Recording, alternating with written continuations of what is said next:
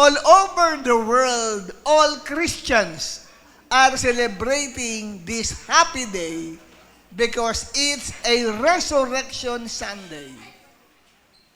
Kaya yung mga Biyernes Santo pa nung araw, nung nakaraang Biyernes, nag-Biyernes Santo ka. Ngayon, hindi na Biyernes Santo sa buhay natin. It's a happy day because our Lord has risen from the dead. Kaya kaninang madaling araw, may mga nagpuputukan, 4:00 hanggang 4:30. May salubong na sinasabi.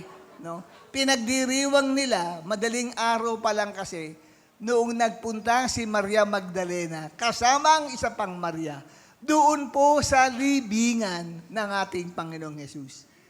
Kaya madaling araw din po yun nang nagkaroon ng salubong kanina sa iba't ibang mga Kristiyano na kung saan ay kanilang pinagdiriwang ang pagkabuhay ng Panginoong Hesus. At ngayon, mga kapatid, ay meron tayong topic with regards to this Resurrection Sunday. At ang paksa natin na pag-uusapan ngayon is, do not be afraid. Huwag kang matakot. Yan ang ating topic sa tema natin ngayon na pagdiriwang ng pagkabuhay ng ating Panginoong Hesukristo. At mababasa natin sa aklat ng Mateo 28, talatang 1 hanggang 10, kung bakit yan ang topic natin, do not be afraid. Okay? Kaya yung ready na, buksan na ninyo yung Bible nyo, kung may sarili kayong dalang Bible, o kaya naman ay meron kayong application Bible sa inyong mga cellphone. Buksan natin ang inyong kasulatan. Ang babasahin ko po ay mula sa Pinoy version para mas mababaw-babaw at maunawaan ng ordinaryong tao ang salita ng Diyos. Basahin po natin. 1, 2, 3. Pagkatapos ng araw ng Sabat, madaling araw ng Linggo, pumunta si Maria Magdalena at isa pang Mary sa pinaglibingan kay Jesus. Biglang lumindol ng malakas at bumaba galing sa langit ang anghel ng Panginoon. Ginulong niya ang bato ng libingan, tapos umupo siya sa ibabaw nun. Nakasisilaw na parang kidlat ang itsura niya. Puting-puti na parang snow naman ang damit niya. Dahil sa takot, nanginig ang mga nagbabantay at natumba silang parang mga patay. Kinakausap ng anghel ang mga babae, huwag kayong matakot. Alam kong hinahanap ninyo si Jesus, yung pinako sa krus. Wala siya dito, binuhay siya ulit tulad ng sinabi niya. Halika kayo at tingnan ninyo yung pinaglibingan sa kanya. Dalian nyo, sabihin nyo agad sa mga disciples niya, binuhay siya galing sa mga patay. Mauuna siya sa inyo sa Galilee at makikita nyo siya doon. Tandaan nyo ang ibinalita ko sa inyo. Umalis agad sa libingan ang mga babae nang may halong takot at sobrang saya. Tumakbo sila pauwi para ikwento sa mga disciples niya ang nangyari. Pero biglang sinalubong sila ni Jesus at binati niya sila. Peace be with you. Nilapitan siya ng mga babae, hinawakan yung mga paa niya at sinamba siya. Sinabi ni Jesus, huwag kayong matakot. Puntahan ninyo ang mga kapatid ko at sabihin ninyo na pumunta sila sa Galilee at makikita nila ako doon. Purihin ng Diyos sa pagkakabasa ng kanyang mga salita. Ano ang mapapansin po natin dito sa ating binasa na kung saan ay pangyayari patungkol sa pagkabuhay ng ating Panginoong Hesus? Ang mapupunan nyo dyan ay hinighlight ko ng kulay pula yung salitang, huwag kayong matakot. Ang unang-unang mensahe ng anghel doon sa dalawang babae na nagpunta sa libingan ni Jesus ay mababasa ninyo sa talatang 5 ng Mateo 28. Ang sabi nung anghel, huwag kayong matakot.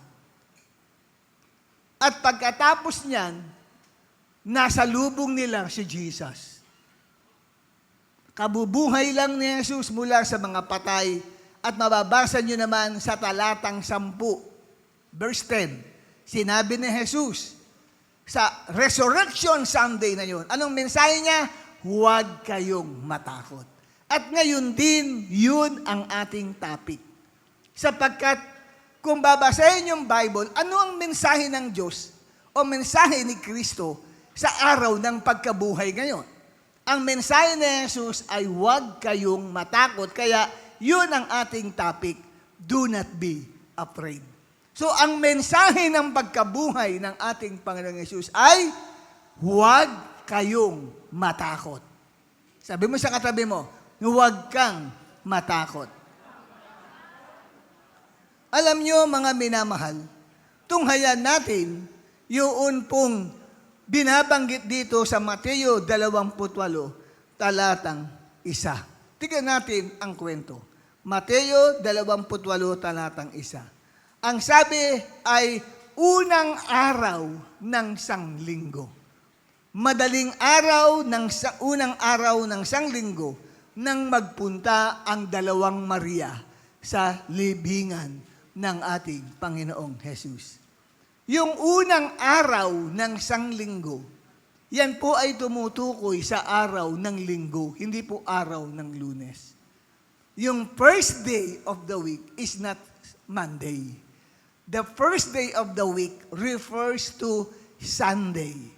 Pagkatapos ng araw ng Sabat. Ang Sabat sa Israel ay Saturday po yun, Sabado. At linggo ang pinakaunang araw. At dito, kapatid, kung inyong ipagpapatuloy ang pagbilang, ang ikapitong araw ay araw ng Sabat. Ano ang ikawalong araw? Araw ng linggo. 8th day. Kaya nakita ho natin na tinawag siyang Resurrection Sunday dahil ang Panginoong Hesus ay nabuhay na muli sa araw ng linggo. Kaya maraming mga Kristiyano, pinahalagahan nila ang araw ng linggo. Kung meron man silang ibang appointment sa araw ng linggo, pinagpapaliban nila yon. Pinapriority nila ang linggo dahil yan ay araw na ang Panginoong Hesus ay nabuhay na muli. Kaya sila ay magsisikap pumunta sa simbahan o sa pagtitipon na katulad nito. Sapagkat pinahalagahan ng Diyos ang araw ng linggo. Espesyal ang naging araw ng linggo. Dahil yung tagapagligtas ng buong sanlibutan ay nabuhay na muli. Nagbigay pag-asa sa lahat ng tao. Anong araw na nabuhay ang Panginoong Hesus? Yun ay araw ng linggo. Praise the Lord. At yan po napakalaga. Kaya kung meron din lang na ipakakancel mo na appointment mo, sasabihin mo, huwag araw ng linggo. Dahil araw yan ng pananambahan ko sa Diyos. Amen? Maging busy ka na from Monday hanggang Saturday, wag lang ang araw ng linggo. Sapagkat para sa Panginoong Diyos yun. Kaya kamayan mo ang katabi mo, sabihin mo, congratulations. Narito ka sa araw ng linggong ito at pinahalagahan mo ang araw ng pagkabuhay na mag-uli ng ating Panginoong Jesus. Amen? Kasi yung Holy Week ay ginagawang bakasyon ng maraming tao. Samantalang ang Holy Week ay dapat panahon ng pagninilay-nilay. Kanilang bugunitain ang kahalagahan ng pagdurusa, paghihirap at kamatayan ng Panginoong Hesukristo. Kaya kung meron din lang ipapriority ka sa Holy Week, hindi yung pagliliwaliw Hindi nasa beach ka araw ng Holy Week. Holy Week dapat ikaw kapatid ay nasa isang lugar at ikaw ay nagninilay-nilay patungkol sa kahalagahan ng kamatayan ni Jesus Christ sa buhay mo. Amen? At isa doon nang ang Panginoong Yesus ay nabayubay sa krus. Merong 7 huling wika siyang binanggit. At isa doon na napaka-importante, yung ika-6 na huling wika na sinabi ni Jesus, tetelestai. Ang salitang tetelestai ay hindi wikang English. Ito ay wikang Hebreo. Na terminong ito na tetelestai ay ginagamit po yan sa business transaction. Lalo na po kung ikaw ay umutang o humiram ng pera po sa isa pong kumpanya nung panahong yon o sa isang tao at may kasulatan. At pag ikaw ay nakapag-fully paid, tatatakan yung kontrata mo ng tetelestai, ibig sabihin ay fully paid. So, mahalaga pala ang mahal na araw. Hindi panahon niya ng pagliliwaliw o bakasyon grande. Nagkakamali kayo. Yan ay panahon na iyong dinilay-nilayin. Iniisip, pinapahalagahan na wala ka ng utang. Bayad na. At ang nagbayad ay si Kristo. At paano mapapatunayan na nagbayad? Si Kristo. Kung yung nagbayad ay nananatiling nakalibing. Amen? Kaya nga, yung araw ng dinggong ito ng pagkabuhay ay it's a happy day dahil sinisigurado talagang totoong fully paid na tayo dahil yung nagbayad ay hindi nanatili sa libingan kundi siya ay nabuhay na muli. Kung yung Holy Week ay panahon na ikaw ay nakikipag-isa sa Panginoong Diyos, binibigyan mo o ginugunita mo ang halaga ng pagdurusa at kamatayan ni Jesus. Ngayong araw ng linggo namang ito, kapatid, ay ginugunita mo ang isang masayang yugto sa iyong buhay na yung nagbayad ng buo ay hindi nanatili sa libingan. Amen? Siya ay nabubuhay magpakailanman. Palakpakan natin ang ating Panginoong Jesucristo.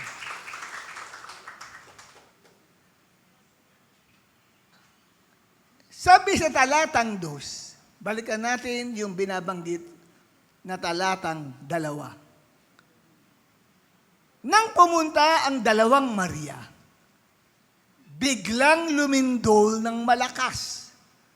At bakit lumindol? Minsan nakala natin, pag lumilindol, isang ordinaryong bagay lang. Kasi kung magbungmub nga naman yung lupa sa ilalim, gagalaw ang lupa sa ibabaw. Kaya lilindol. For us, ang earthquake o lindol ay isang ordinaryo lang na nangyayari. Pero dito sa Bible, nagbibigay sa atin ito ng ibang kaunawaan na pwede palang umuga ang lupa dahil may mga anghel na nagbababaan sa lupa. Sapagkat ang sabi dito, biglang lumindol ng malakas, ang dahilan ay bumaba galing sa langit ang isang anghel lang, lumindol na. Paano kung maraming anghel ang bumaba? FD intensity 10 yan. Di ba? Grabe yung lindol na yan.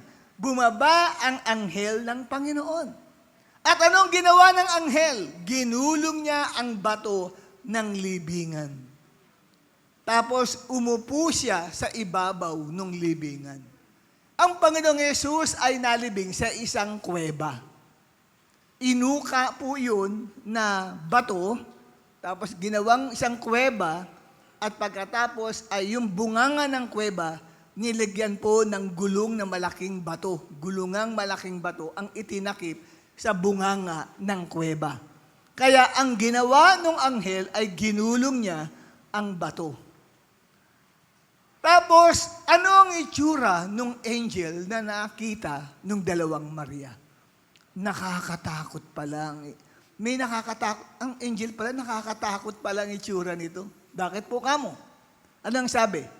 Nakasisilaw na parang kidlat ang itsura ng anghel. Mukhang kidlat. Di ba pag kidlat, papaganon? Di ba yung bang paglala mo yung kidlat, parang gumaganyan? Di ba? Ganun ang mukha. Makakita ka ng ganung mukha. Di ba matatakot ka? Ngunit ang damit niya ay puting-puti na parang snow.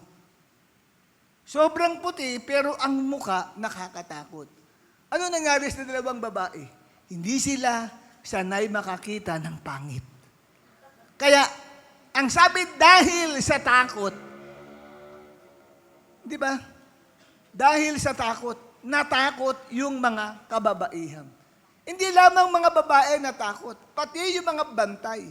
Alam niyo ba pag pinag-aralan niyo ang mga Roman soldiers, pag sila'y pinagbabantay sa isang puntod o sa isang lugar, hindi po mga pipitsugin lang ang ina-assign nila doon.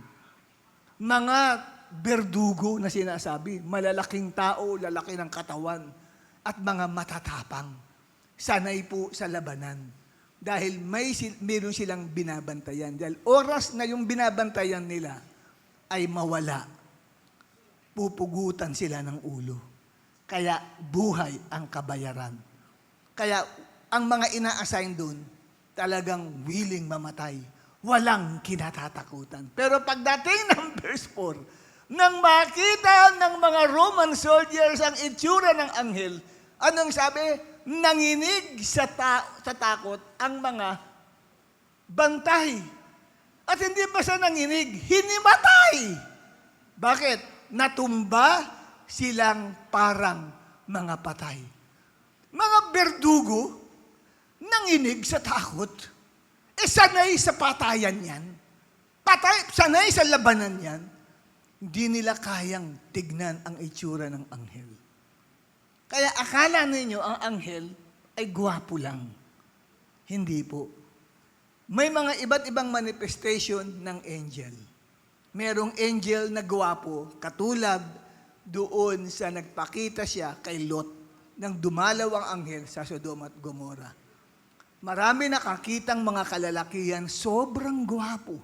Kaya kumalat sa buong syudad ng Sodoma at Gomora na may bisita si Lot ng mga artista. Yun ang nabalita. Si Piolo Pascual ay naroon daw sa bahay ni Lot. Inakala nila na yung mga artista na sila James Reid, sino pa ba?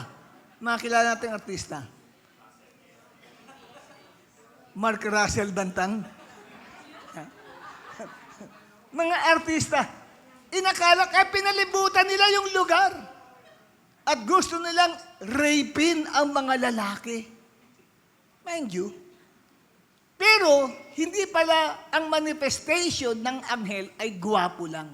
Dito, sa Mateo 28, hindi maganda ang ipinakitang itsura ng anghel. Mukhang kidlat. Kaya nanginig sa takot. Sinabi ko kanina, pati ang mga babae ay nanginig sa takot. Ayan, nasa verse 5. Yung sa verse 4, dahil sa takot, hinimatay ang mga berdugo na mga Roman soldiers. Pagdating sa verse 5, kinausap ng anghel ang mga babae, huwag kayong matakot. Bakit? Hindi mo sasabihang huwag matakot kung takot. Amen? Nakita yung mga babae, nanginginig din, kaya lang mas matibay pala sila kaysa sa mga lalaki. Dahil yung mga bantay, hinibatay. Yung mga lalaki, mga babae, nakakita ng pangit, hindi hinimatay. Maaring sanay na makakita ng pangit. Di ba? Matibay itong dalawang Maria na ito, grabe. Matibay ang kanilang damdamin. Dapat sila ang mga hinimatay, di ba? Kasi yung mga Roman soldiers, mga berdugo yan eh. Talagang ang tatapang yan. Sila yung mga hinimatay sa verse 4, tapos yung mga babae hindi hinimatay, natatakot nga lang sila. Pero sinabi sa kanila ng angel na huwag kayong matakot, alam kong hinahanap nyo si Jesus, yung pinako sa krus. Bakit hindi hinimatay ang mga babae? Kasi ang konsentrasyon nila hindi nakatuon doon sa itsura ng anghel. Ang kanilang focus ay doon sa paghahanap sa Panginoong Hesukristo. Magiging matatag at matibay pala ang damdamin mo pag napaharap ka sa mga pangit na bagay. Hindi pangit na tao ha. Pangit na mga bagay sa buhay natin. Magiging matatag ka pag ang hinahanap mo ay si Jesus Christ.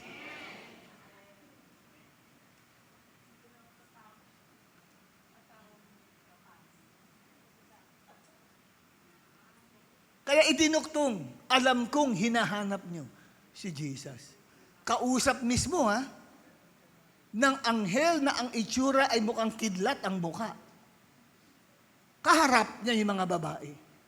Pero yung mga bantay, hindi naman kinausap yan ng anghel. Nakita lang ng mga bantay ng mga Roman guards, yung itsura ng angel, nanginig sa takot at mga hinimatay. Pero itong mga babaeng ito, ang tatapang. Pero alam nung angel, bakit hindi sila hinimatay? Dahil hindi sila nakapokus doon kahit pangit ang nakikita nila. Basta ang focus mo si Jesus Christ, hindi ka matitinag. Kaya ang sabi ng angel, alam ko. Ba't sinabing alam ko? Hindi kayo hinimatay nang makita nyo itong mukhang ito? Samantalang yung mga berdugo na yan ay, thank you, hinimatay nang makita ako dahil alam kong ang hinahanap nyo ay si Jesus. Dahil alam ko, ang focus ng isip at ng iyong puso ay si Jesus. Pag si Jesus pala, ang focus ng iyong buhay, kahit anong pangit na mga bagay na dumarating sa buhay mo, ay kaya mong labanan. Palakpakan natin ang Panginoon. Basta si Jesus ang focus mo. Amen po ba? Ngayon, sa verse 6, ito ang isang nakagigimbal na balita ng anghel. Sabi niya sa mga babae, wala siya dito. Binuhay siya ulit tulad ng sinabi niya. Halika kayo at tingnan ninyo yung pinaglibingan sa kanya. Wow! Face to face na pakikipag-usap sa anghel na nakakatakot yung manifestation ng itsura. Mukhang kidlat. Tapos pinapasok pa sila sa loob ng kulungan. Halika kayo. Pumasok ba yung mga babae? Pumasok.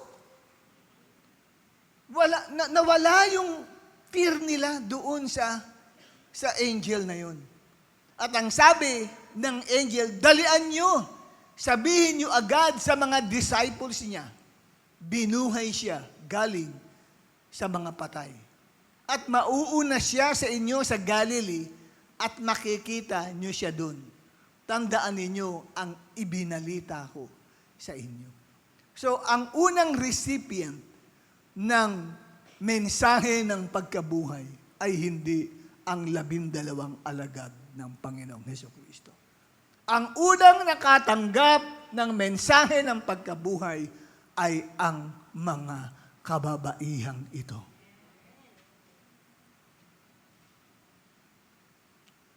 Kaya walang pipigil sa mga babaeng magbahagi ng mabuting balita. Amen? At anong ginawa ng mga babae? Umalis agad sa libingan ang mga babae na may halong takot at sobrang saya. Wow, nag-combine yung joy at saka yung takot. Yung sobrang takot nila, nandun pa rin naman. Kaya lang, merong sobrang saya sa puso nila na nabalaman nila na ang Panginoong Jesus pala ay nabuhay na muli. At tumakbo sila pauwi para ikwento sa mga disciples niya ang nangyari. At verse 9, pero biglang sinalubong sila ni Jesus at binati sila, "Peace be with you." Nilapitan siya ng mga babae, hinawakan nila ang mga paa ng ating Panginoong Jesus at sinamba siya. At sinabi ni Jesus, "Huwag kayong matakot." Bakit po kamo? Sapagkat iniisip nila, hindi ako multo. Hindi ako ghost. Hindi ako masamang espiritu. Ako ito, sabi ng Panginoong Jesus. Amen? Ngayon, ang tanong, kapatid, dito sa ating pong binabasang ito ngayon ay, ano ang mensahe na ipinararating sa atin na hindi tayo dapat matakot? Alam nyo, alam ng Panginoong Jesus, darating ang panahong ito, 2025. At alam din ng Panginoong Jesus, may mga ngaral ng patungkol sa resurrection niya. At alam din ng Panginoong Jesus na may makakakita ng mensaheng gusto niyang iparating sa mga tao. At mabibigyan ng atensyon yung dalawang salita. Una, sinabi ng anghel. Ikalawa, sinabi ng Panginoong Jesus, ang huwag kayong matakot. At alam ng Panginoong Jesus na isa ka sa uupo diyan. Kasi itong event na ito ay nangyari 30 AD. Yung AD, Anno Domini. 2025 ngayon. So, mahigit 2,000 years ago na ang nakalilipas. Alam ni Jesus Christ, darating ang year 2025. At alam ni Jesus, uupo ka dyan at makikinig ka ng mensahe na do not be afraid. At kailangang malaman mo itong truth na pinahatid ng do not be afraid. Kasi marami tayong mga kinakatakutan sa ating buhay. May mga taong takot silang tumandang dalaga. May mga taong takot po silang mawalan ng trabaho. May mga taong takot ho sila na magkasakit, lalo na kung walang pera.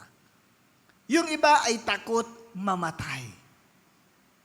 Ngunit ang mensahe ng Diyos sa iyo at sa akin sa pagdiriwang ng pagkabuhay ng ating Panginoong Hesus ay huwag kayong matakot. Bakit? Ano ang mensahe ng huwag kayong matakot ng ating Panginoong Hesus? Bakit huwag daw tayong matakot? Ito ilalagay natin sa kalagayan natin sa buhay. Bakit hindi ka dapat matakot? Alalahanin mo, nasa Resurrection Sunday tayo ngayon. Na para bagang ang nagsasalita sa inyo, bagamat si Perdi Baga lang yan, isang ordinaryong tao, isang taong walang kakwentang-kwenta, pero may kwento pwedeng i-share sa inyo. Gayon pa man, parang ako ang Panginoong Jesus na nagpapaliwanag kung bakit hindi kayo dapat matakot. Bakit huwag tayong matakot? Una, sapagkat tayo rin ay mabubuhay na muli pag tayo ay namatay at nalibing sa sementeryo. Alam niyo po, ang number one kinatatakutan ng tao ay ang mamatay. Hindi ba? Yan ang kinatakutan ng tao. Di ba? Kaya nga nagpapagamot ka eh. Di ba? Di ba? Amen? Yan po kapatid eh, yung ayaw niyang mamatay. Lalo na nagkaroon ng pandemic, di ba? Yung iba nga nagkaroon ng depression dyan. Dahil nalaman nila sa balita, mga kapitbahay nila, sinusugod sa ospital, hindi na umuwi ng bahay, sinunog na pala. At ayaw nila mangyari sa kanila yun. Kaya ang mga tao nun, takot, nervyos. Kasi ayaw ng tao na mamatay. Sino sa inyo gusto mamatay na agad kayo? Ayaw natin yun. Pero, itong pagkabuhay na mag-uli ng Panginoong Hesus ay nagbibigay ng mensahe sa iyo at sa akin na tayo rin ay mabubuhay na muli na katulad niya pag tayo ay namatay at nalibing sa sementeryo. Sa 1:11, talatang 25, ito ang winika ng ating Panginoong Hesus. Ako ang muling pagkabuhay at ang buhay, sabi ni Hesus. Mabubuhay ang lahat ng nanalig sa akin kahit mamatay sila. Kung dumating man ang time na ikaw ay mawalan na ng buhay, clinically dead, hindi na nagpapunction ang pulso mo, wala nang heartbeat, wala nang pulse beat, diniklara ka clinically dead. Pero ang definition ng Bible ay hindi clinically dead. Ang physical na kamatayan ay dinefine sa Bible na paghihiwalay ng kaluluwa sa katawan ng tao. Pag humiwalay na ang kaluluwa sa katawan mo, wala ka ng buhay. Yung physical mo ay wala ng buhay. Ngayon, ililibing yung physical na katawan na yan sa sementeryo o yung iba naman pinasusunog na lang nila. Kaya nga po yung iba, hindi pinasusunog ang katawan because they are hoping for the resurrection. May iba, pag namatay sila, ayaw nilang ipasunog ang katawan nila. Why? Kasi may resurrection. Yung mga hindi iniwala na may resurrection, okay lang na ipasunog yan, yung body nila. Pero kung ikaw ay naniniwala na may resurrection, di ka papayag ipasusunog ang katawan mo. Bagamat mas mura yun, kaysa sa bibili ka pala ng ataol, mahal ang ataol. Pero if you believe about the resurrection na one day, ang katawang inilibing ay muling mabubuhay, hindi mo ipasusunog ang iyong katawan. Amen po ba? Kaya sa Bible, hindi nila ipinasunog yung mga men and women of God na namatay. Hindi nila ipinasunog ang mga katawan nila. Kasi they are hoping for the resurrection. At pinangako ng Panginoong Hesus yan na mabubuhay na muli ang mga katawan ng mga taong namatay na lalo na nananalig at sumampalataya sa ating Panginoong Hesukristo. Kailan mangyayari na ang pagkabuhay na mag-uli ay maganap? Yan po ay magaganap sa pagbabalik ng ating Panginoong Hesus. Sa unang Tesalonica 4, talatang 13 hanggang 17. Ano ang sabi diyan? Basahin natin. Verse 13, mga kapatid, gusto naming malaman nyo ang totoo tungkol sa mga namatay na. O gusto nyo malaman ang totoo tungkol sa mga namatay na? Mga namatay nyo, mga mahal sa buhay, kamag-anak, kaibigan, kakilala, kapatiran sa Panginoon. Ang sabi ito, para hindi kayo malungkot, gaya ng mga taong walang pag-asa. Verse 14, since naniniwala tayong namatay si Jesus at nabuhay siya ulit, alam nating bubuhayin din ng Diyos para isama kay Jesus yung mga namatay na naniniwala sa Kanya. Bubuhayin daw ng Diyos yung mga namatay na naniniwala kay Hesukristo. At sa paanong paraan? Verse 15, sa Panginoon galing ang teaching na ito. So hindi raw ito isang imahinasyon. Yung sabi ni Apostol Pablo, ito tinuro ni Jesus Christ sa akin. Tayong mga buhay at nandito pa hanggang sa pagdating ng Panginoon. Hindi tayo mauuna doon sa mga namatay na. Ang sabi ng verse 16, sa araw na yun, bababa ang Panginoon. Galing saan? Sa langit. Maririnig ang malakas na command, ang boses ng leader ng mga anghel. Ang tawag ay archangel. At ang trumpet ng Diyos.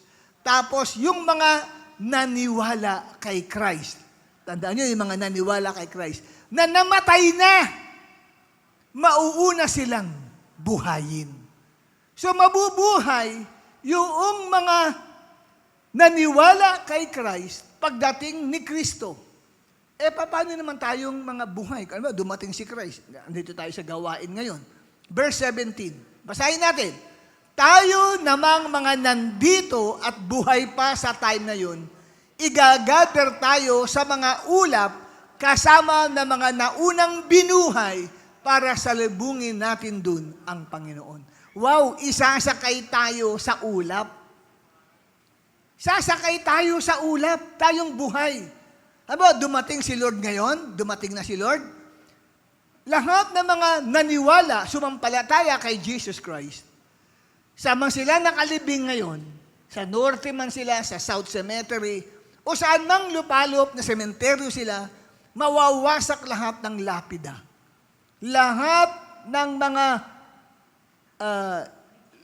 nicho ay mawawasak. Bakit? Kasi itong resurrection, physical resurrection to eh. Yung katawan, muling mabubuhay. Babangon yung patay. At para makabangon, kailangan mawasak yung nicho. Sino magwawasak nun? Ang Diyos. Biglang sasabog ang mga nicho ng mga bawat sumasampalataya kay Kristo sa araw na yun. Kung may mga tao doon na unbeliever, magulat sila.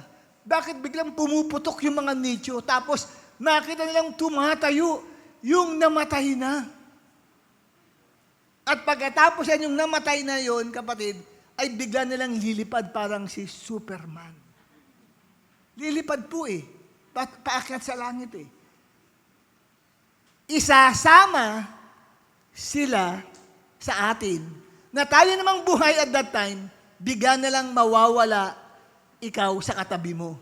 Ang matitira sa'yo, yung suot mo, yung cellphone mo, yung sapatos mo, yung bag mo, yung hair clip mo, yung salamin mo, yan ang maiiwan yan. Bigla na lang parang bulakang nawala sa isang kisap mata, sa isang tunog ng trumpeta. Bigla na lang nawala ka sa paningin ng katabi mo.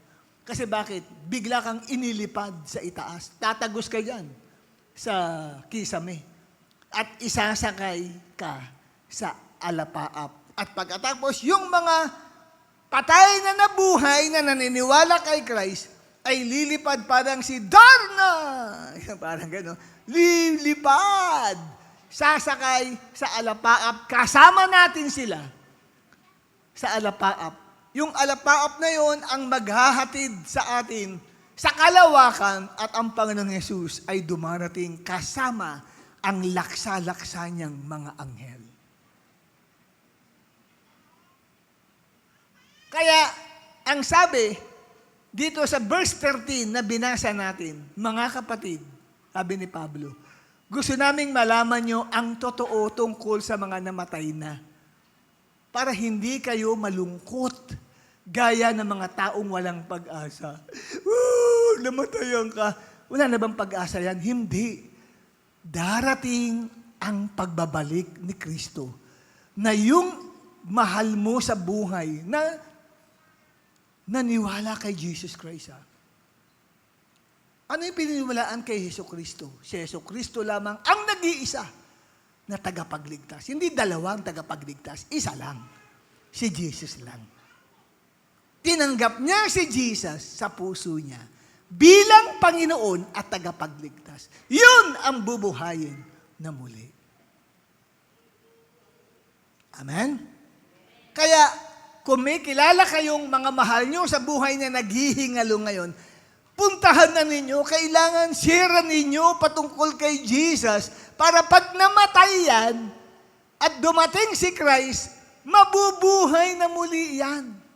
At magkakaroon kayo ng reunion na tapat na dumating si Christ, buhay ka pa, patay na si nanay mo, at binuhay si nanay mo, ikaw naman ay lilipad din sa langit, magkikita kayo sa kalawakan, Ma!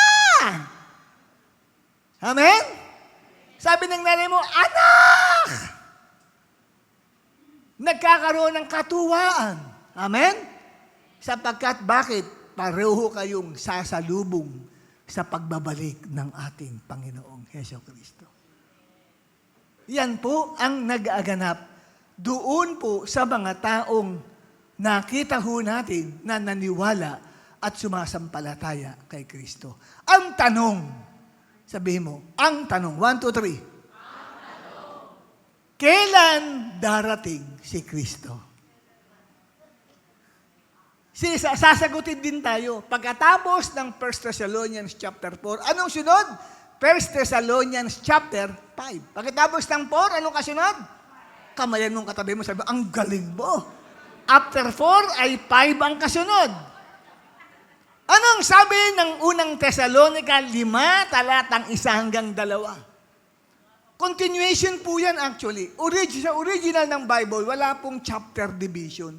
Wala pong chapter. Wala pong mga verses. Parang isang diretsong sulat po yan eh. Sa original po na Bible. Nalikha na lang po yan yung pong chapter division, yun pong verse division. Kung kayo ay mag-aaral sa Bible school natin patungkol sa introduction to the Bible, malalaman nyo kailan nagkaroon ng chapter division at verse division sa Bible. Kaya kalibutin mo katabi mo, sabi mo, mag-aral ka sa Bible school natin. May matututunan ka dyan. Kasi hindi ko pwedeng sabihin yan sa inyo. Tinuturo yan sa Bible school. Okay? Ngayon, sa unang Thessalonica 5, talatang 1 hanggang 2, ano ang sabi? Basahin natin. 1, 2, 3.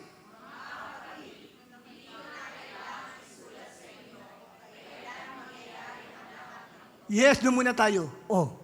Kailan mangyayari ang lahat ng ito? Ano yung binabanggit na lahat ng ito? Yung nauna, yung sa pagbabalik ni Kristo sa 1 Thessalonians chapter 4, verse 13 hanggang 18. Verse 2, continue. 1, 2, 3.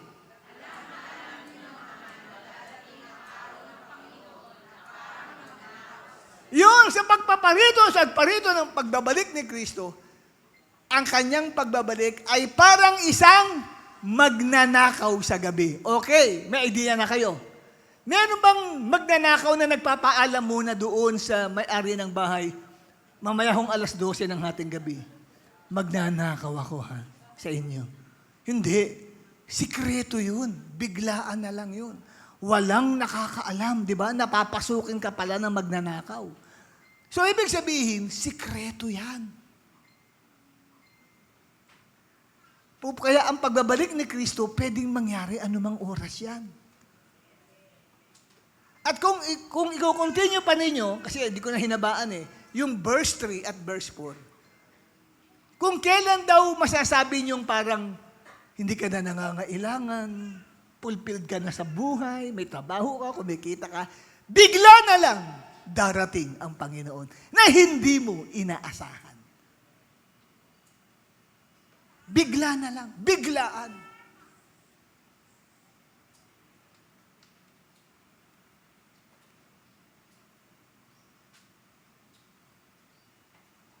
Kaya po pwede si Kristo dumating anumang oras. Pwedeng pagtapos ko mag-preach, biglang dumating si Christ.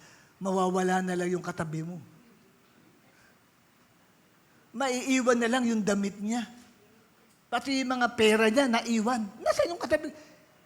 Kangitian ko lang pag ganun ko, nawala. Pagtingin niya, nawala din. Ikaw naiwan. Hindi ka nasama sa pagbabalik ni Christ. Bakit kaya? Yun ang tanong. Siguro hindi ka prepared. O hindi ka totoong naniniwala kay Christ. Parang nandito ka lang, inaya ka lang. Wala talaga ang purpose mo kay Jesus Christ. Tapos paglabas mo, bigla ka mo kapatid, nagkakagulo mga tao. Ano raw? Nawasak daw ang mga libingan, yung mga puntod ng mga tao doon sa norte, sa North Cemetery. Nagpupuntahan sila doon. At nakita ron na nabuhay na muli, biglang nawala, umakyat daw sa langit. Ano isipin mo? Naku, dumating na si Lord. Biglaan po yan, mga kapatid. Kaya tayo dapat handa araw-araw. Kung dumating si Lord nung last week, nung Holy Week, nung Huwebes, Biyernes Santo, nasa beach ka pa man din. Hindi ka prepared. You are not prepared. Hindi ba? Hindi ka prepared. Buti na lang mapagbiyaya ang Diyos. Hindi ba dumating sa araw na yun kung nagkataon, mag-iiyak-iyak ka, Lord! Kasi kailangan preparado tayo. Amen? Ang sabi sa Bible, dadating ang araw ng Panginoon na parang magnanakaw sa gabi. Para siyang magnanakaw na sikreto ang pagdating niya. Walang announcement. Wala kang makikitang sign na darating na siya. Bigla siyang dumating. At hindi ka nasama, tapos kang bata ka. Kawawa ka. Kasi grabe ang kahirapan na mararanasan dito sa sanlibutan nito.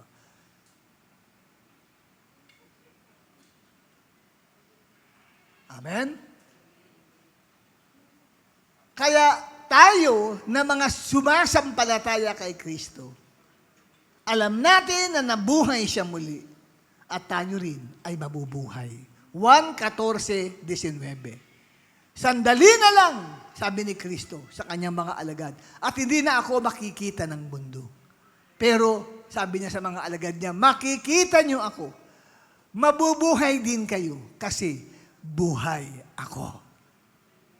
So, ina-assure niya yung kanyang mga disciples. Kaya mga disciples hindi takot ng matay eh. Hindi ba? Pinipersecute sila, hindi takot ng matay. Nag-share sila, binantaan silang papatayin. Sige, mamatay na, mabubuhay naman ako. Ganun eh. Grabe yung kanilang pananampalataya. Hindi nila kinakatakutan ng kamatayan dahil mabubuhay sila. At yan, kapatid, ang unang-unang sinasabi ng Panginoon sa atin. Pag siya, kapatid, ay dumating, mabubuhay ka uli. Pag ikaw ay namatay.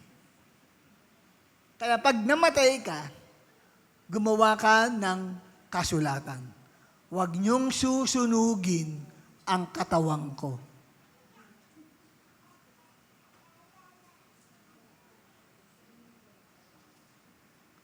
Ilibing niyo dahil babangon uli ang katawang kong yan.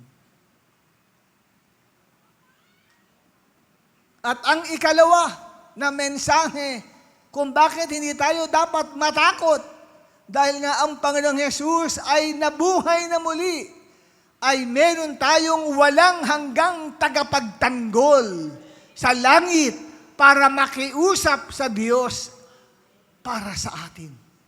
Meron tayong walang hanggang tagapagtanggol. May abogado ka sa langit. Yung abogado mo, namatay pero nabuhay uli. At umakyat sa langit. Grabe. May nabalitaan na ba kayo na tao na namatay tapos nabuhay and then umakyat sa langit? Di ba? Wala tayong nabalitaan na gano'n na nangyari sa buong kasaysayan ng mundo. Maliban kay Jesus Christ na nakatala sa Bible.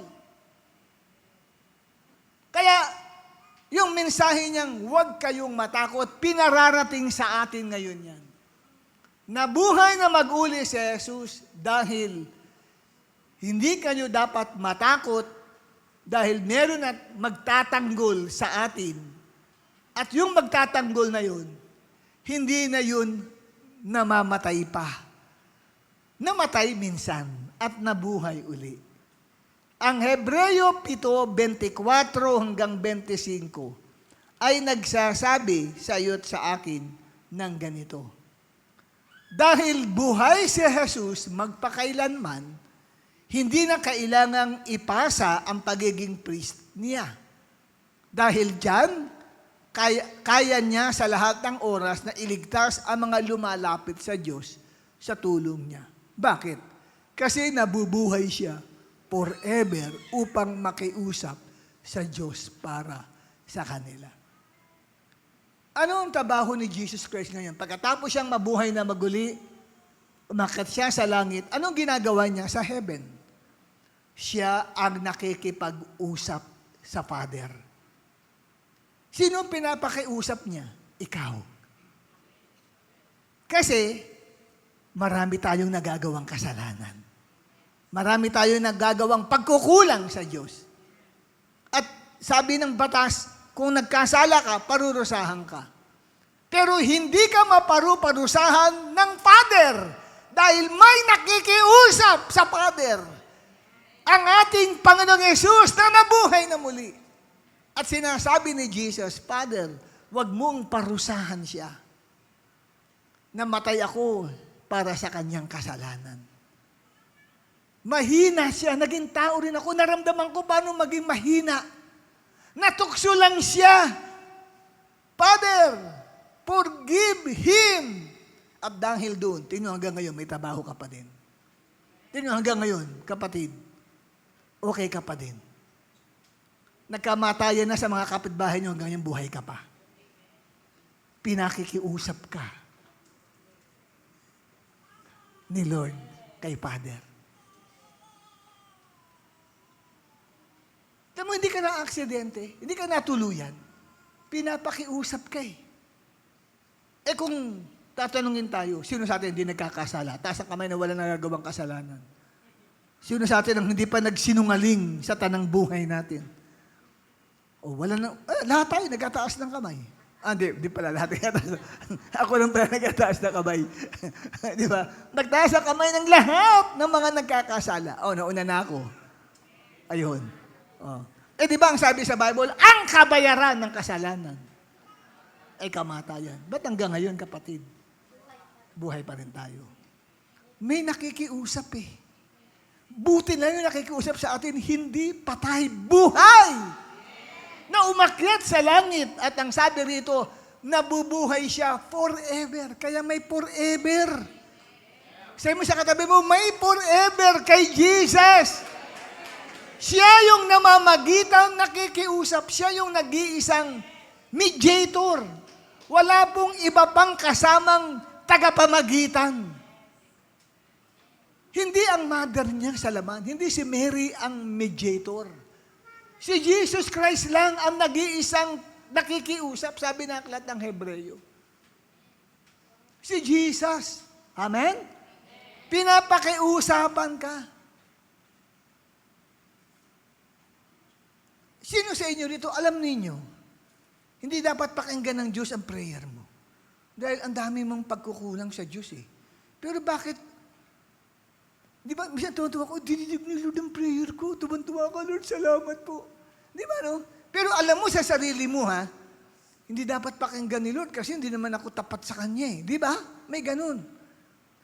Makita ninyo, di ba, may mga worker. Hindi naman talaga ika nga ay makikita mong committed, dedicated na worker. Napapabayaan din niya yung pagiging worker niya. Pero magugulat ka, magpapatotoo, nakatanggap ako siya ng trabaho, praise the Lord. Di ba? Ba't ganun? Nakakuha pa ng trabaho, hindi naman tapat sa Diyos. May nakikiusap kasi kay Father si Jesus Christ. Yun yung biyaya, kapatid. Yan po kung bakit huwag tayong matakot. Meron tayong tagapagtanggol sa langit. Sino ang nag-a-accuse sa atin? Si Satanas. Kaya inakusahan niya si Job. Ito mo si Job, nakaranas ng kung anong mga pangyayari. Dahil hindi pa namamatay si Jesus sa krus. Wala pang naging tagapagtanggol noon si Job. Kasi wala pang Jesus na namatay sa krus para sa kasalanan ng bawat isa. Ngayon, nahayag na si Jesus Christ, hindi na mauulit pa yung nangyari kay Job sa buhay natin. Wala na. Dahil may magtatanggol sa'yo. Saan kayo makakita? May abogado ka na, hindi mo binabayaran. Praise the Lord. Meron tayong abogado sa langit.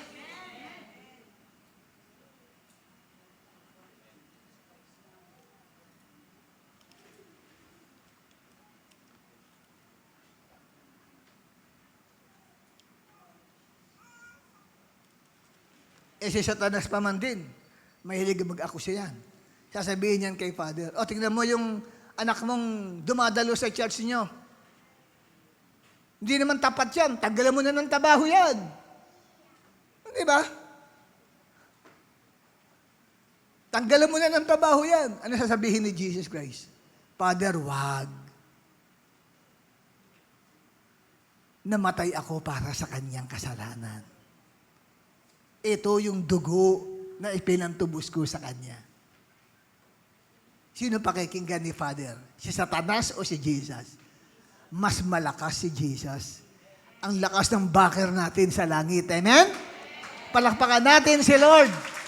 Kaya huwag kang matakot. Kaya kung alam mo yung truth na yan, naku, yung paglilingkod mo sa Diyos, mababago yan. Dati malamya ka. Yung bang parang, di ko alam sa next Sunday kung makakadalo pa ako. Yung ganun ba?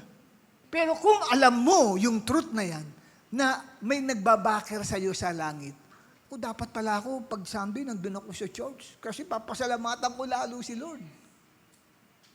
Di ba? Kaso hindi ganyan alam yung truth alam namin yung truth, kaya bumagyo o bumaha, laman kami ng simbahan Kaya sasabihin ako ng nanay ko nung araw, anak, masyado kang panatiko. Sabi sa akin, bumabagyo, signal number 3, nagliliparan ang yero sa kalsada. Lalabas ka at aatin ka ng service ninyo ng linggo.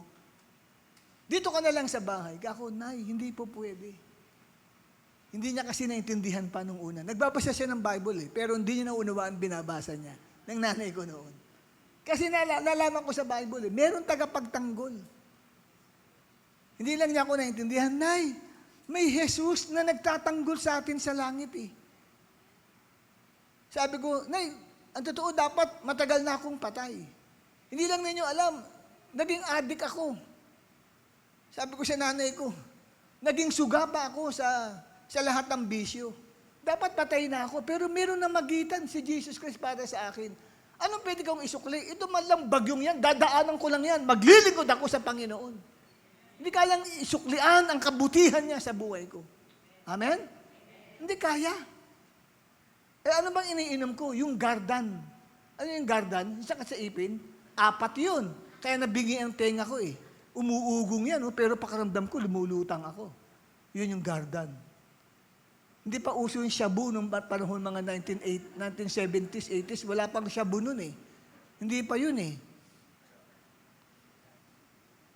Mga iba-iba mga gamot na mga iniinom nung araw. Makita ninyo kapatid, dahil kay Christ Si Kristo. Siya ang tagapagtanggol natin. Tapos, hindi ako makapaniwala, nagpastor pa ako. Paano ako magpapastor? Sama ng ugali ko, sama ng buhay ko May namagitan si Jesus Christ. Tapos, pababayaan ko ang linggo, maglilingkod ako kay Lord, konti lang, may sinat ka lang ng konti, masakit lang yung ilong mo, hindi ka na aatin ng gawain. Yun ba yun? Hindi. Amen? Nasa gawain ako, magpapasalamat ako.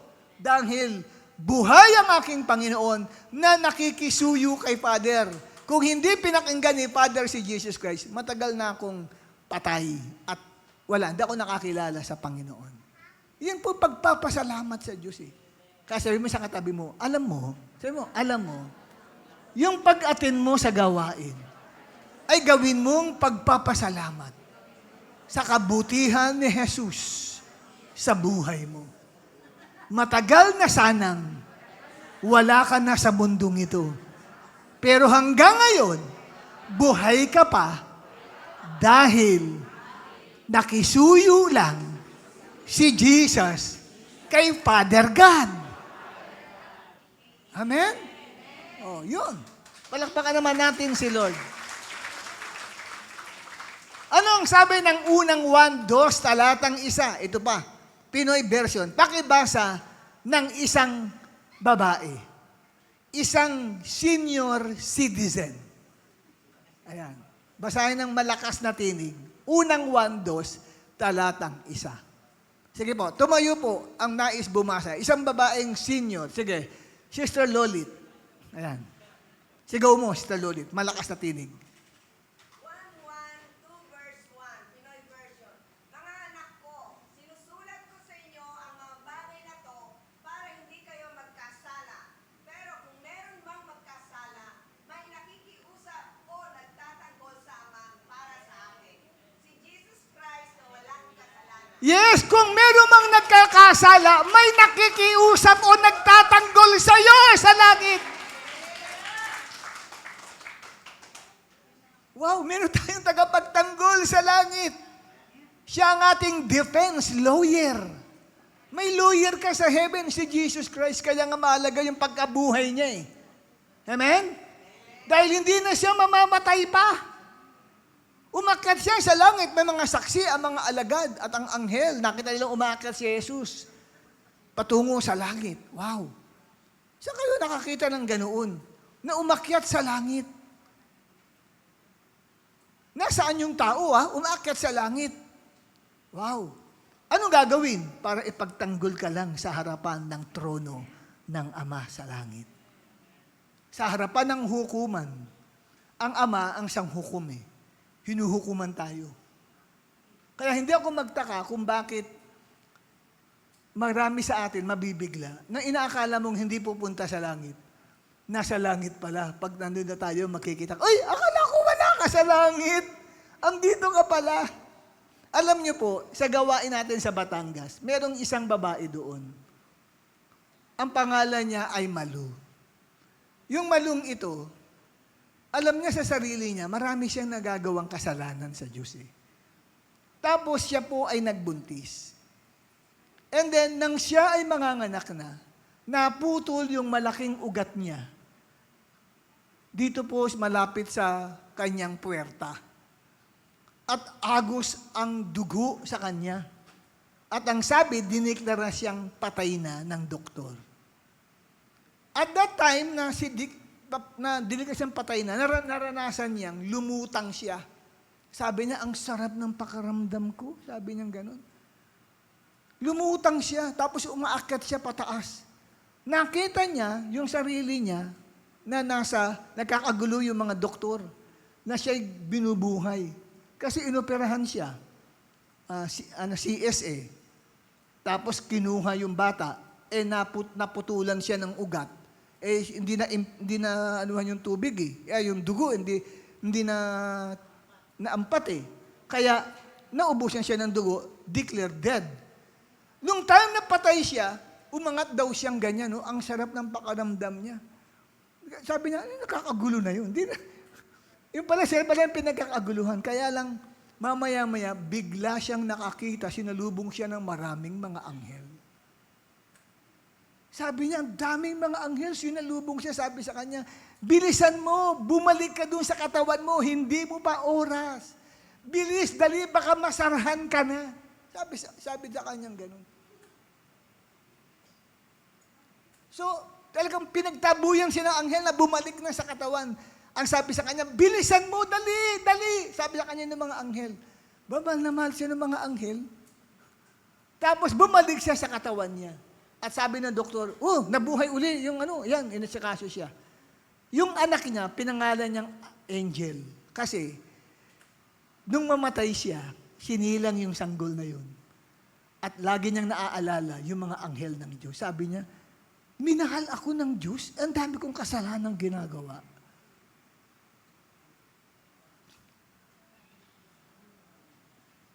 Amen? O, tignan ninyo. So, meron pala talagang tao na lubos ng makasalanan, pero mahal pa rin ng Diyos. Sino namamagitan dun? Si Jesus Christ.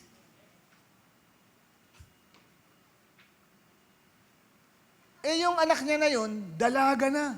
Dalaga na yung anak niya si Angel.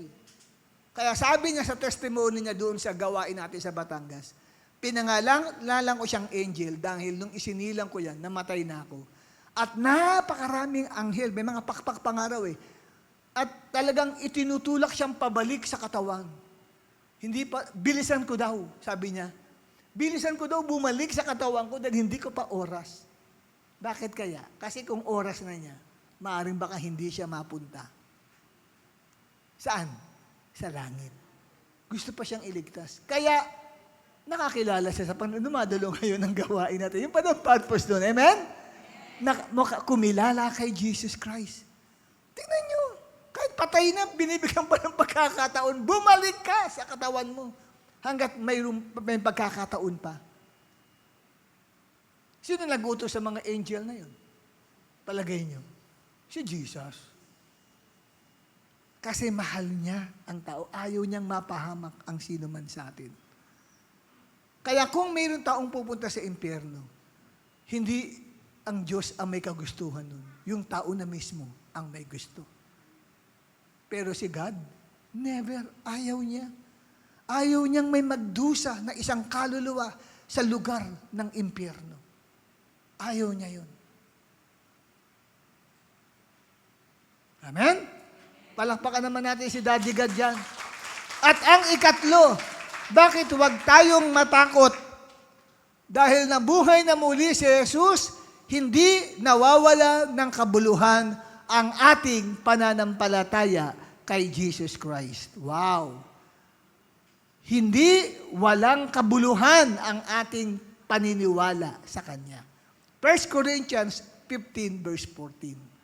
Ang sabi ni Apostol Pablo, kung hindi muling binuhay si Christ, kung si Christ daw ay hindi muling binuhay, walang kwenta ang pinipreach namin at baliwala rin ang faith nyo. Kung si Jesus Christ ay hindi binuhay. Kaya lang binuhay ang Panginoong Jesus eh.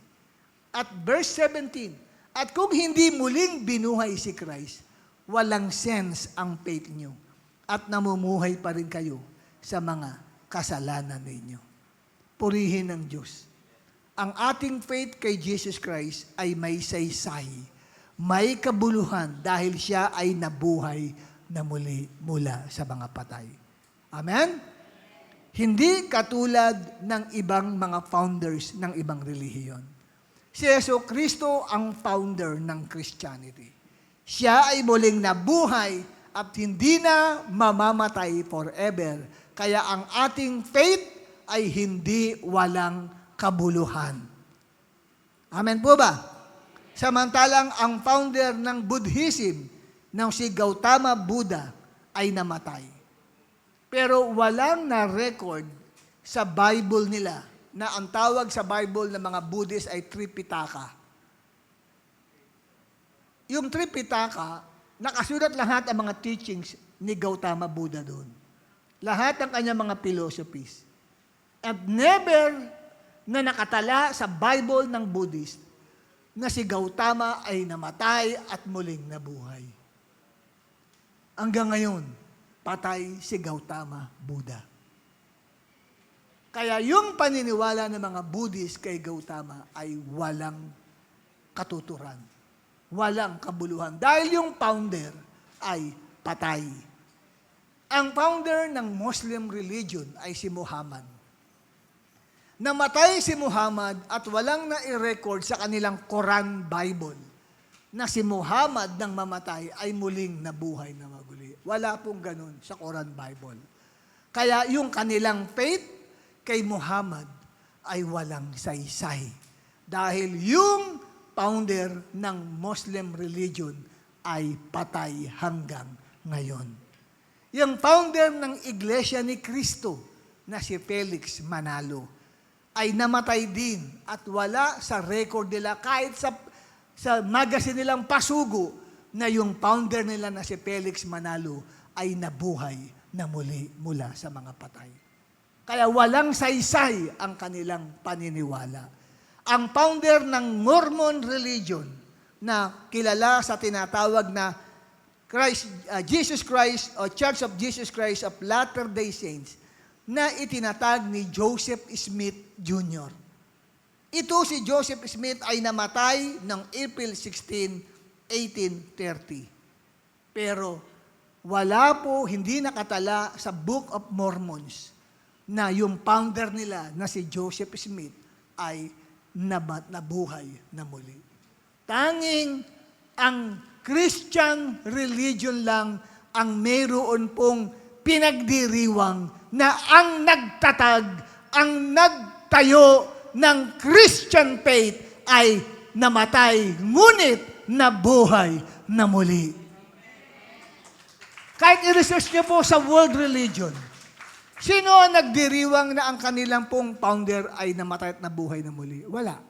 Tanging ang Kristyanismo lamang. Kaya yung ating faith kay Jesus Christ ay buhay at ito ay hindi walang kabuluhan. Amen? Kaya yung pagpunta nyo rito, faith din yun. Alam niyo ba yung pagpunta nyo sa church ay faith din yan? Dahil una, iiwan nyo yung bahay nyo. Paano kung magkasunog doon? Sa kapitbahay nyo, di ba? Walang tao. Wala ka. Paano kung manakawang kayo, million-million pa man din ang iniwan mo sa bahay? Di ba? Paano kung bigla lang may emergency sa bahay? Wala ka. Di ba? Kaya yung pagpunta mo rito sa church, ay by faith yan. Alam mo ba yon? By faith yan. So, ibig sabihin, kamayan mong katabi mo, may faith ka pala kay Lord. Di ba? Tapos, lalo na kung galing ka pa sa Manggahan, Pasig. Malaki ang pamasahe. Sister Malu, pakigising lang yan. Magkano ang pamasahe ninyo? Isang tao lang pupunta rito mula sa Manggahan, Pasig, back and forth. Mga 4 na sakay kayo, no? Magkano inabot? Isang tao lang. O, nasa 100 plus ba? 150 o 200 back and forth? Manggahan, Pasig. Oh. Di ba? Hindi ka ba manghihinayang doon? Naku po, yung 200 po. Bibili ko na sa ito ng milk tea, ng burger. Magagastos ko lang sa pagdalo ko sa church. Alam nyo, kung wala kang faith, hindi ka lalabas ng bahay mo at pupunta ka sa gawain ito, nagagastos ka ng malaking pamasahe. Kung wala kang faith. May faith ka eh. Kaya ka pumunta. At yung faith na yan ay hindi walang saysay, yan ay buhay, at yan ay makapangyarihan ng faith na yan dahil ang faith mo kay Jesus Christ ay hindi sayang dahil si Yesu Kristo ay buhay magpakailan paman. Yung faith, akala ng iba, wala na akong faith kay Lord. Hindi, pumunta ka lang sa simbahan, may faith ka na eh. Lalabas ka ng bahay. Sino magsasabing makakating ka ng buhay dito sa simbahang ito? Ang dami paglabas na ng bahay. Yung iba, nabubundol.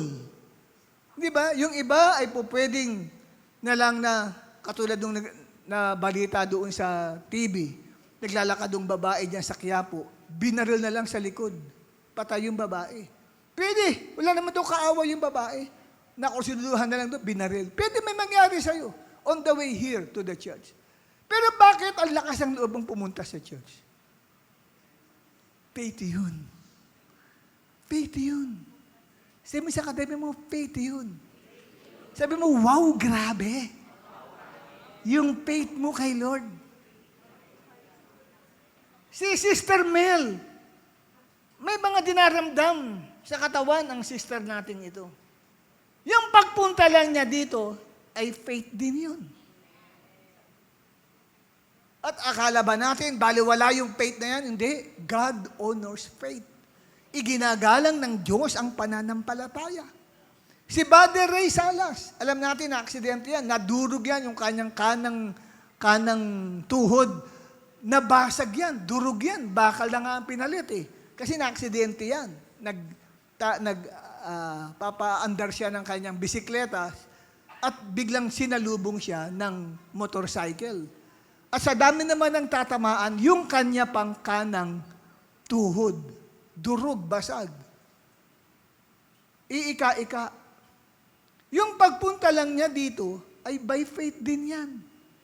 Sa kaya makakita na marami kang niniinda, tapos pupunta ka sa church, kung wala kang pananampalataya, sa bahay ka na lang. Amen? Kaya yung mga mahina ang faith, sa bahay na lang. Nanonood na lang sila doon sa online.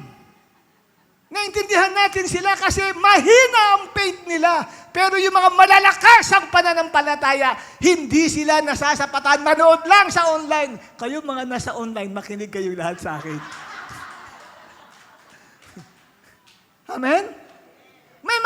Kung may mga nararamdaman ka sa katawan mo, di ba? Tapos may findings na hindi maganda sa katawan mo, faith yan, na nandito ka sa gawain sa Panginoon. Yan ay pananampalataya. Amen? At iginagalang ng Diyos ang iyong pananampalataya. At saan nagsisimula ang himala ng Diyos? Sa pananampalataya. Naghihimala ang Diyos dahil sa faith. Kaya lahat ng mga nandito ngayon, tatanggap ka ng himala ng Diyos sa buhay mo. At sino yan? Tatanggap na yan? Hindi ako naniniwala. Sino yan? Hindi pa ako naniniwala kung ikaw yung tumulong ka, sabi mo, ako yan! Tatanggap ako ng himala. Bakit? May faith ka kay Jesus. May faith ka eh. May pananampalataya ka eh. At yan ang pinanggagalingan ng himala. Sabi ni Nora Honor, walang himala, walang himala. Kaya tuloy, namatay tuloy yung tao. Pero may himala. Amen? Dahil hanggang ngayon, ang Diyos ay buhay, magpakailan pa man. Sorry po doon sa mga fans ni Nora Honor. Nabanggit ko tuloy. Siya na kayo. Nakikiramay tayo sa kanya mga mahal sa buhay. Mga Noranians, sorry. Sa inyo. Ikalima, kapatid. Ha? Ikaapat na. Nakikinig pala kayo. Ikaapat, dahil nabuhay na muli si Jesus Christ, kaya hindi tayo mapapahamak. Unang Korinto, 15, talatang 17 hanggang 18. Basahin natin. Lahat ng babae lang ang babasa. Tumayo lahat ng mga kababaihan. Sa pagtayo lang ninyo, kapatid, tumatanggap ka na ng himala. May nangyayari na! Nahimala sa iyo ngayon. Mula ulog at talampakan, may miracle ka nang nare-receive. Basahin natin ang mga tumatanggap ng himala. 1, 2, 3. At kung hindi muling binuhay si Kristo, kayo'y nananatili pa sa inyong mga kasalanan at walang katuturan ng inyong pananampalataya. Hindi lamang yan, linitaw pa na ang lahat ng mga namatay sa sumasalataya kay Kristo ay nakakapagpapalang. Yes, kung hindi binuhay na muli si Jesus, lumalabas na tayo ay napapahamak. Pero hindi tayo napapahamak dahil si Kristo ay muling nabuhay. Amen? Kaya sigurado ka. Kahit ano mangyari, sigurado sa langit ang bagsak mo. Sabi mo sa katabi mo, sigurado ang buhay mo sa kamay ng Diyos. Hindi ka mapapahamak. Sapagkat gayon na lamang ang pag-ibig ng Diyos sa sanglibutan, na sinugo niya ang kanyang bugtong na anak upang ang sino may sa kanya ay sumampalataya ay huwag mapahamak kundi magkaroon ng buhay na walang hanggan. Ayan. Palakpakan naman natin si Lord. At ang ikalima, last na ito, kapatid, sa katabi mo, ay sa wakas ka mo, last na. Ikalima, basahin natin. Tayo ang hindi ibig sabihin tayo ang pinakamalapad. Tayo ang pinakamapalad na tao sa mundo. Unang Korinto, 15, 17, 19, lahat ng misis. Ayan. Sino mga misis? Tumayo lahat ng mga misis dito. Tayo lahat ng mga may asawa. Kahit buhay, patay ang asawa mo, tayo ka rin. Sige, basahin natin. 1, 2, 3.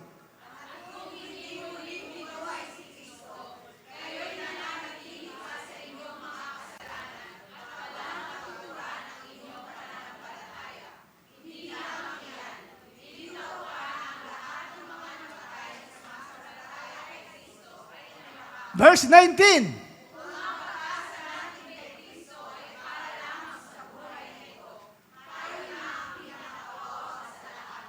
Yes, makakaupo na kayo. Alam nyo, pag inunawa nyo yan, kung si Kristo pala ay hindi binuhay na muli, halimbawa, hanggang ngayon, patay pa rin si Jesus Christ, wala na i-record na buhay na muli siya. Tayo ay naglilingkod sa Kanya. Ang sabi, tayo ang pinakakawawa sa lahat ng tao sa lupa. Kung hindi binuhay na muli si Jesus, tayo ang kaawa-awa. Sabi ng mga tao, tinan nyo, kaawa-awa yung mga taong yan. No? Yung sinasamba nila, yung inaawitan nila, pinapalakpakan nila, patay naman hanggang ngayon, di naman nabuhay na muli. Pero salamat sa Diyos, dahil si Jesus ay nabuhay na muli. Hindi tayo ang pinakakawawa. Tayo ang pinakabapalad sa lahat ng tao.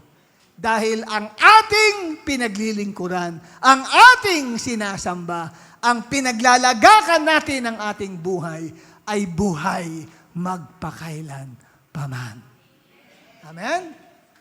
Palakpakan naman natin si Lord.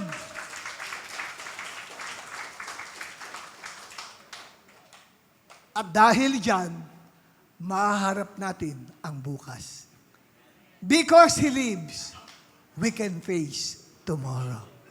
Yung iba, dahil sa discouragement sa buhay, ayaw na nilang mabuhay pa, kung maaari. Di nila kayang harapin ang bukas. Kaya mo, sapagkat ang iyong tagapagligtas, ang iyong manunubos, ang iyong Panginoon ay nabubuhay magpakailanman. So, you can face tomorrow. Amen? Because He lives, all fear is gone. Lahat ng takot, pangamba ay wala na. Yuko natin ang ating mga ulo at